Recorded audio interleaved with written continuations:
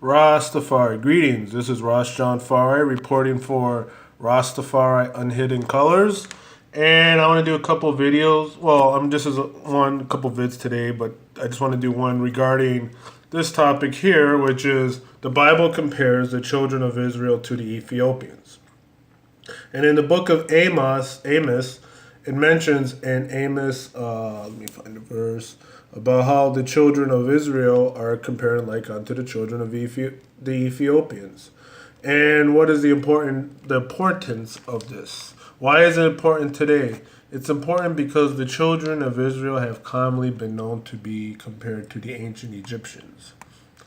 After all, they spent a lot of time in Egypt before they were sprang by the God of Israel. However, after 600 or 700 AD, it had been under Arab rule from that time period till today. Therefore, the people who are in Egypt today, the people we see feuding in the news of Egypt today, are not the people of the land of Egypt originally. No, they're the Mohammedans, the Arabs who colonialized North Africa and did the slave trade, and I even read where they even want to eliminate the ancient pyramids of the Kemetic Kushite culture there in Egypt. But let us continue with this. This is easily shown in the depiction, between the ancient Hamitic African people of Egypt and the current Arabic people of Egypt who are occupying Egypt and the mainland today. Today, a group of people have called themselves, or have been called Falashas, or they lived in Ethiopia to today. They are known as and identified themselves as the children of Dan, or the Ethiopians of the land. You will not know the difference in them by skin color, although they resemble each other and are totally different people. Now, it's true because Shem and Ham are one and the same. And as you know, the children of Israel, the Israelites, are from the seed of Shem. Shem and Ham. And the Ethiopians is from the seed of Ham. But they're both the same. Now, I've read, and I can get into like Ham and Shem and Japhet, but that would be for another time. And I can talk about the Afro-Asian Shemitic throne of I, Abba and Father, Haile Selassie, and the ungrateful Hamites that turned against His Majesty. But we'll save that for another time. The children of Israel are from the seed of Shem, and the Ethiopians is from the seed of Ham.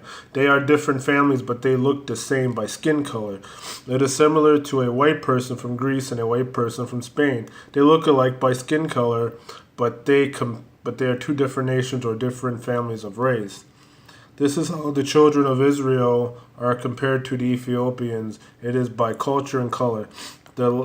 That lets us know that some of the children of Shem were dark-skinned black people and some were tan like our Arab brothers and sisters looking out on having their hair like wool.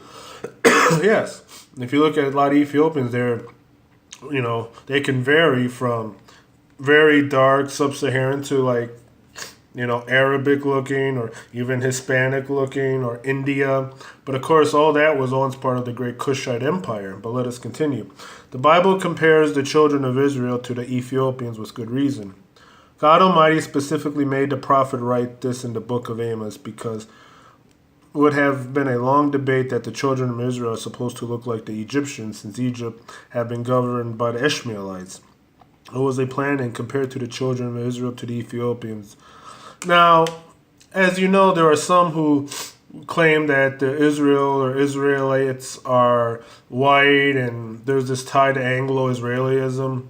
But I know that if one studied the Bible, the Almighty said, "Are ye not the children of the Ethiopians unto me, O children of Israel?" So what Jah's saying is that there's a connection between the Israelites and the Ethiopians. And if one's read I book, Ethiopia, the New Israel, out on Amazon, I show how Jah prepared a new nation who is going to accept his laws and also the coming king, Jesus Christos. But I will touch on that on another time. Give thanks and praises unto the Most High. Jah Rastafari.